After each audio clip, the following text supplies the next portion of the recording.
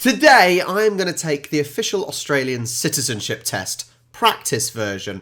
Now, hopefully, I'll do quite well. Now, the last test I took of 10 questions was a bit too easy, so we're going down the official route. So, to pass, you must answer 20 multiple choice questions, answer all 5 of the Australian values questions correctly, and get a mark of 75% overall.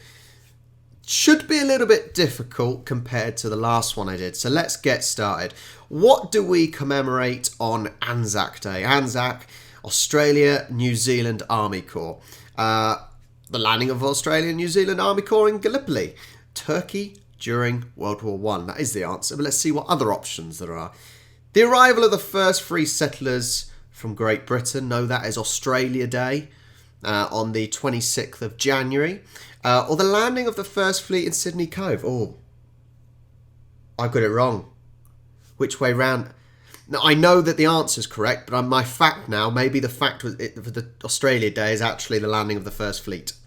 Might be that one. But A is the answer for this. Hopefully. No, actually, I know it's right. Let's scroll up. What are the colours of the Australian Aboriginal flag? Black, red, yellow.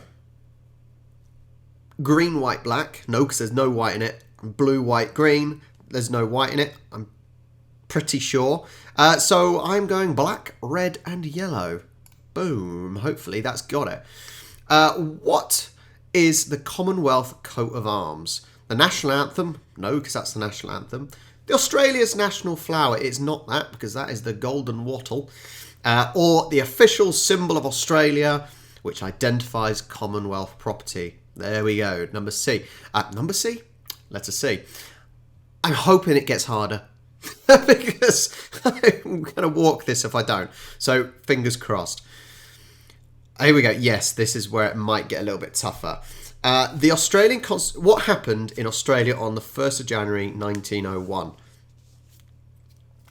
The Australian Constitution was changed by a referendum. The separate colonies were united into a federation of states called the Commonwealth of Australia. The Australian and New Zealand Army Corps was formed. Now, obviously, World War I was just after that, 1914 to 1919, something like that. I haven't been to school for a while. But then the separate colonies were united into a federation of states called the Commonwealth of Australia. That seems plausible as well.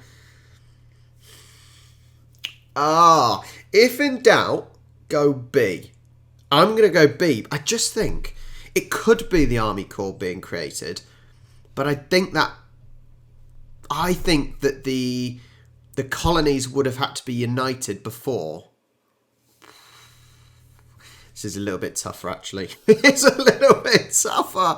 I'm going to go the separate colonies were united. But it could be the Army Corps. It could be the referendum as well, but I don't know. I'm going for B if in doubt. What is the capital of Australia? That one's the easy one. And I'm surprised because I've said this in so many quizzes, pub quizzes over here. It would be what's the capital of Australia, and people would put Sydney. But no, it's Canberra. Which of these is an example of freedom of speech? People can peacefully protest against government action. Men and women are treated equally in the court of law. No. And Australians are free to not follow religion. Well, everyone's free to not follow religion, surely, except in certain countries. I'm going to say people can peacefully protest against a government action. That's freedom of speech. Sort of. Not that it would necessarily do anything, but yeah, I'm going to say that. Which of these statements about government in Australia is correct? The government does not allow some religions. No. The government in Australia is secular. Religious laws are passed by Parliament. Well, I'm not getting into religion. So I don't... what is secular? Hang on. I don't even know what secular means. Not connected with religion or spiritual matters. There you go. It's secular. The government, this is the problem you've got in places like America and actually even in the UK, that actually, less so in the UK, but definitely in the United States, where you almost have to say you're religious to get in, which is nonsense. But Australian government is secular, which means it's not related to religion or whatever. B. Good job I had Google on my phone. Which of the... Actually, I would have got that anyway. Which of these is an example of equality in Australia? Everyone follows the same religion. What is it? Religion and everything. Men and women have equal rights. And everyone belongs to the same political party. Well, that's quite easy as well. There's been one difficult one so far. Basically, men and women have equal rights, which we do. I'm pretty sure in modern society, we are all equal. Which of these responsibilities of Australian citizens... Which of these is a responsibility of Australian citizens aged 18 or over? To attend local council meetings? I doubt it. To vote in federal and state or territory elections or in a referendum?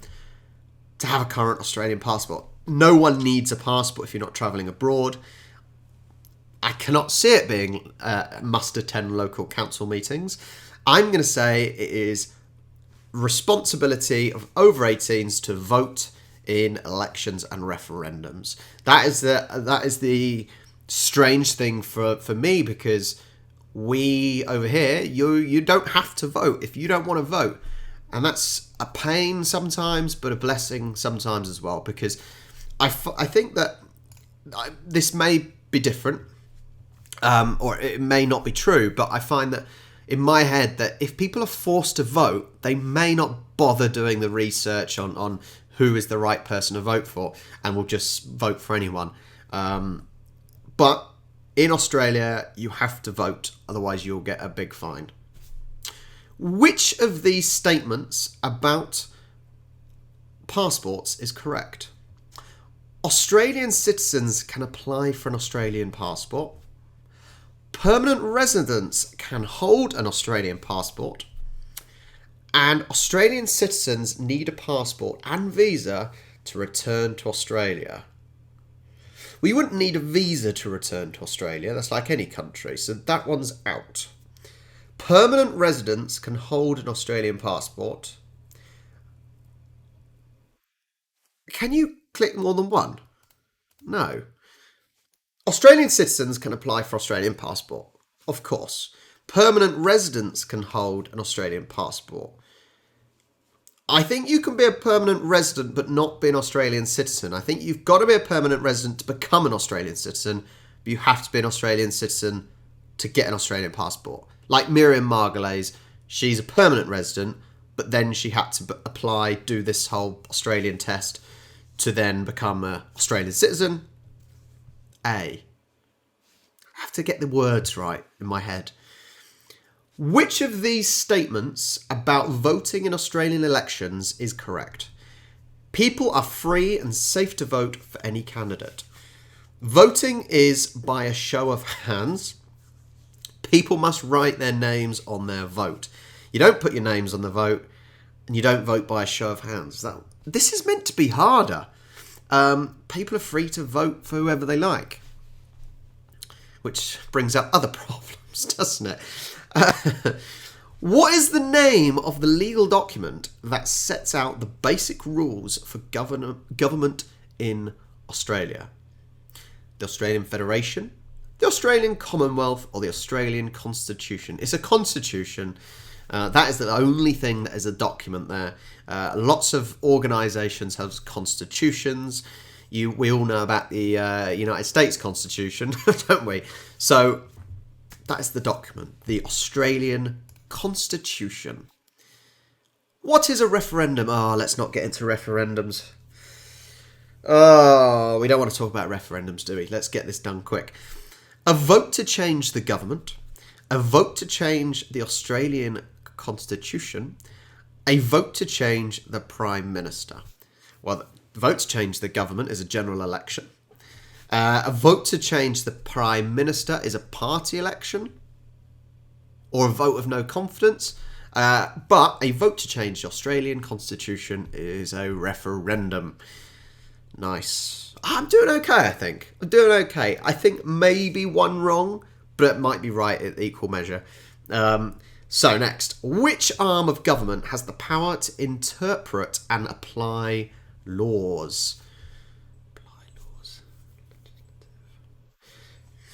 You got legislative, executive, or judicial. Judicial has the power to interpret and apply laws. I think it must be that.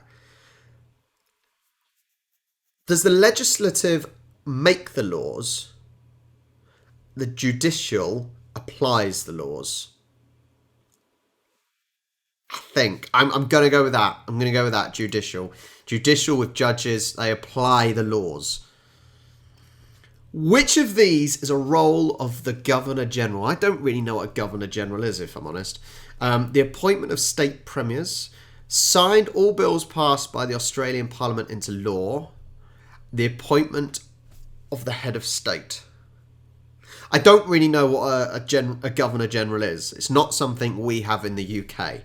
But I think it might be something to do with states, because you have different states, a little bit like the United States, whereas we don't have a country broken up into parts. So I'm going to say it's either the appointment of state premiers, which I'm leaning towards, or the appointment of head of state. But the head of state is the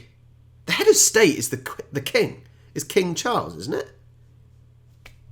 Because the Queen and King Charles were the other head of state here. It's got to be the appointment of state premiers. It's got to be, because heads of state is the Queen or the King. It's got to be state premiers, and the state premiers basically run the states, I think. Which of these statements best demonstrates Australian values about freedom of expression? Everyone can peacefully express their opinion within the law. Makes sense. People with different views from me need to keep quiet. I do sometimes feel like that, but I don't think it is true.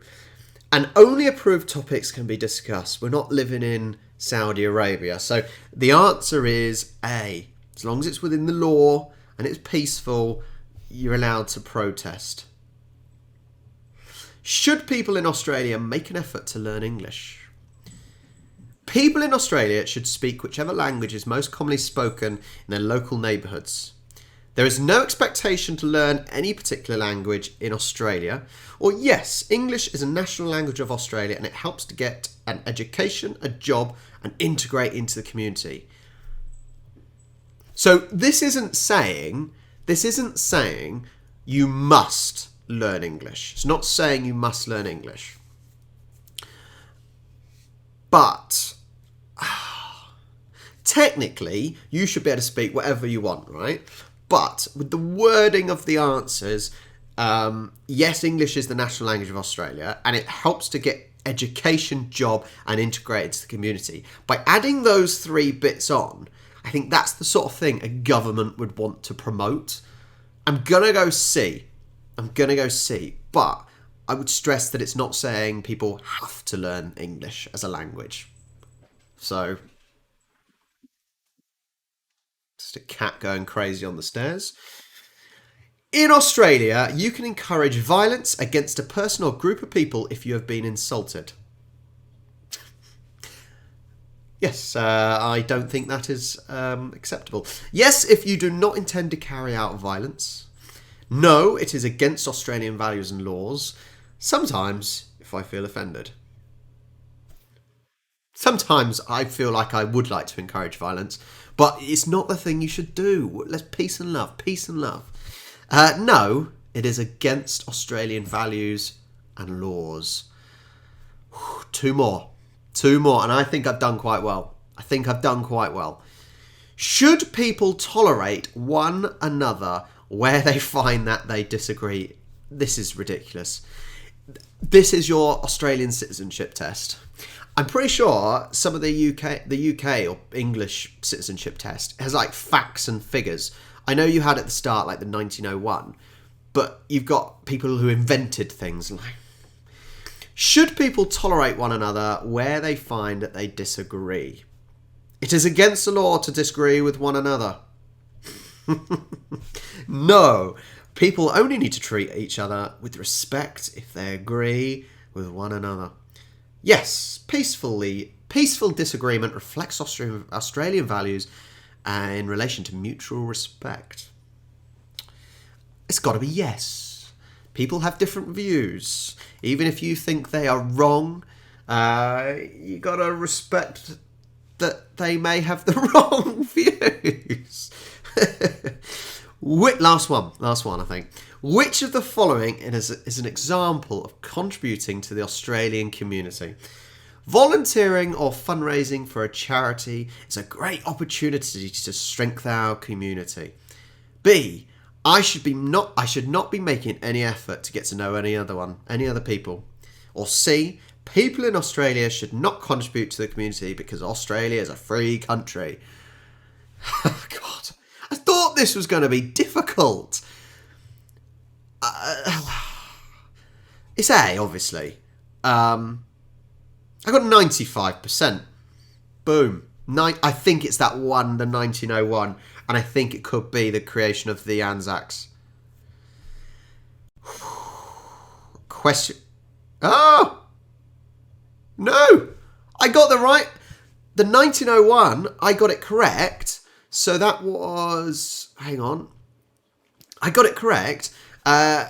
What happened in Australia on the 1st of January 1901, it was the separate colonies were united into a federation of states called the Commonwealth of Australia. I got that one correct. The one I actually got wrong was the which of these is a role of the Governor-General. It's not to select the state premiers or anything like that. It's the signing of all bills passed by the Australian Parliament into law.